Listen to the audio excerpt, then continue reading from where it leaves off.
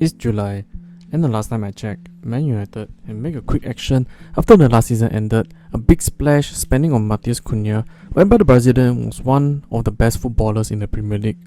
After that, the transfer was dead silent, while Man United did constant effort wanting to bring in the Brentford talisman Mbeumo, while the Brentford seeking increase in the transfer fee made the whole deal all that complicated despite the Cameroon international desire to join the Red Devils. Man United in the transfer window, together with Marvin, had been actively seeking to shake up the squad, including some of the players leaving Man United like Lindelof and Eriksen.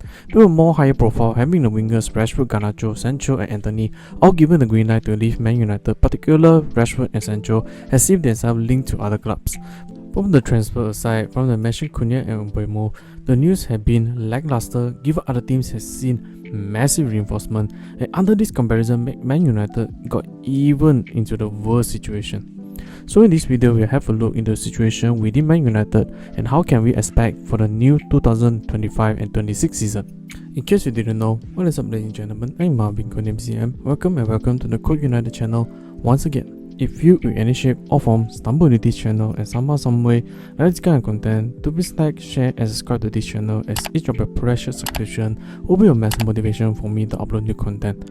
And don't forget to ring the notification bell for every new upload. With that said, let's get straight into the video. Starting on the transfer in department, no doubt that Cunha joining Man United have garnered massive hype given that Cunha was a proven attacker, capable of playing the inside forward role, also possessed one of the stronger ball carrying ability that Man United really lacking in. Plus Cunha also contains certain level of playmaking, particularly working as a number 10 role, able to ease off the burden from Bruno Fernandes. Furthermore, Cunha have the strong personality, constant demanding and winning mentality and high work rate as well.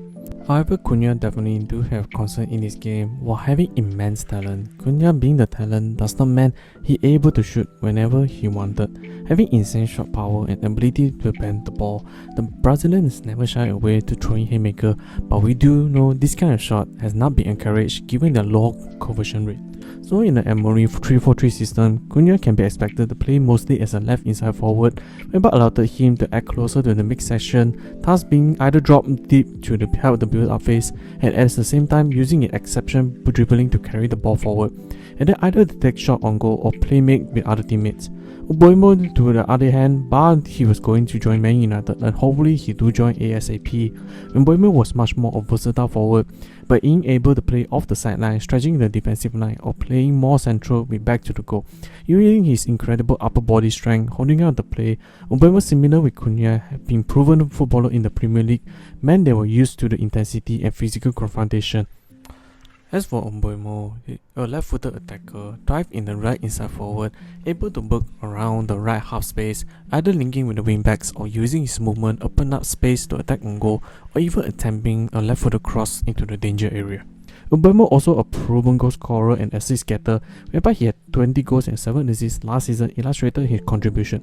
With both inside forwards operating with Joshua Zirkzee, who functioned well as a false 9, using his amazing ball hold up play and small dribbling, able to free up both inside forwards attacking the space behind him, while in theory it created a very perfect combination.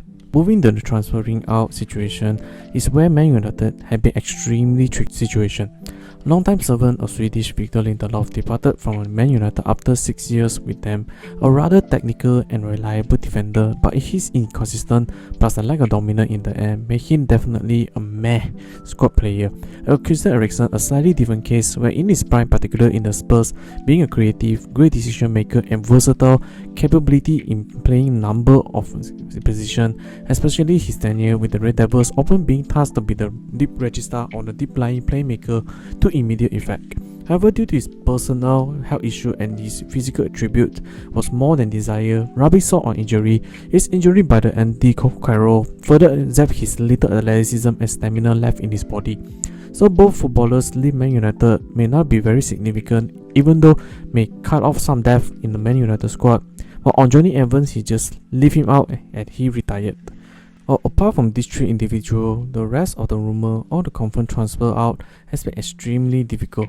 Jadon Sancho probably the elephant in the room since his sour relationship with Erik ten Hag together the antics in social media make him almost the enemy number one for the fans, but due to the fact Sancho have enjoyed or allowed most of the necessary time and allowance like being one of the top earner in the squad, provided a couple months time off from football to recover from his mental status.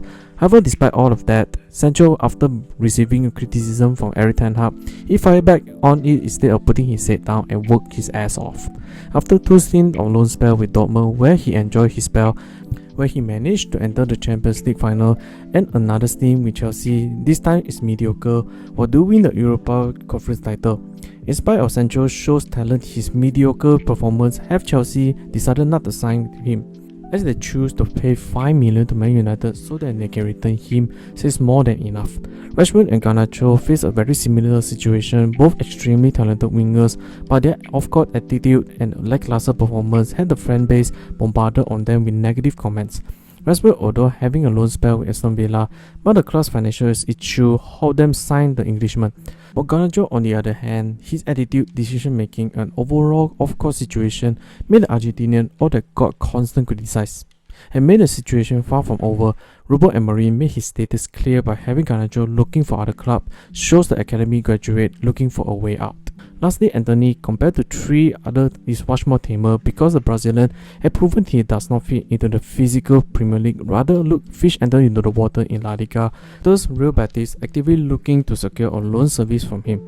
Even all of this, these wingers yet to see any daylights to move out of Man United given their absurd wages, but in the end, from my point of view, I believe that all of these wingers may likely to stay in Man United and will further create a chaos within the club. Lastly, on the positive note, Man United will be seeing a much rising academy players, whereby Mbeumo should be very familiar given that he had foreseen the same situation when he joined Sporting Lisbon. During the Green and Black Club, Amorim made a same move by removing several veteran footballers but also promote a huge number of academy graduates like Nuno Mendes and Ignacio etc. While in Man United, were not lacking in young talents like Obi Martin, Harry Amas, Ian Haven, and newcomer Diego Leon. All were exciting young players that was really eager to show their capability. While Obi Martin, a former Arsenal academy star, had been tearing the academy league, scoring goals like no other, and his promotion to the first team see him a handful of them showcase his willingness to be physical, but also the calmness with the ball. Harry Ambas has shown his competence on the left hand side, proven to be highly technical on the ball and amazing crossing ability. Haven though a completely different breed of a player, showing a Lisandro Martinez-like left-footed ball-playing skill set while at the same time retain a strong defensive point. Well, don't forget Lenny Yoro, the French defender in his young career showed a high level defending and ball-playing ability, and compared to Virgil van Dijk.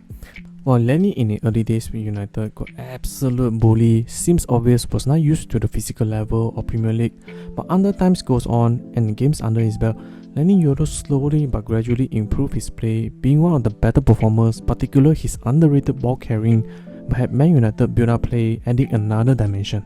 Other than that, academy players Man United still have some of the young talents. Dorgu, whom joined Man United in the previous January transfer window, made him a name known across being extremely athletic as a left wing back, while Ahmad on the opposite side under Amorim being a key player.